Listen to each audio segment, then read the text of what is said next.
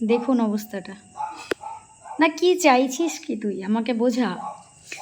মা একদিক দিয়ে তোকে বের করছে, তুই আরেক দিক দিয়ে আসছিস, একটা ঘর থেকে বেরোচ্ছিস আর একটা ঘরে যাচ্ছিস। আমাকে বল কি সমস্যা? ঘরে থাকলে কিন্তু কোনো সমস্যা না, কিন্তু আমার একটা সমস্যা, সেটা হচ্ছে তুই খাবারে মুখ দিয়ে দিস, সেটাই আমি পছন্দ করতে পারি না। আমাদের নোনোকে কিন্তু ঘরে নিয়ে এলে সে কিন্তু যদি আমরা বলি যে নোনো এখানেই বস, তো ওখানেই বসে থাকবে, কিন্তু তুই সেটা নোস।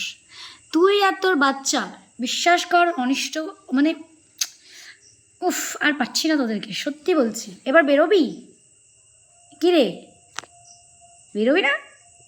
এই যে এই যে এই যে ওই,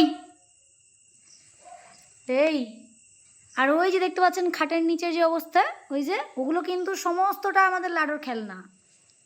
কোন দিকে মানে ঘরে বাচ্চা থাকলে যা হয় আর কি, সব দিকে শুধু খেলনাই দেখতে পাবেন, শুধু খেলনা। বলছি এবার কি বেরোবি?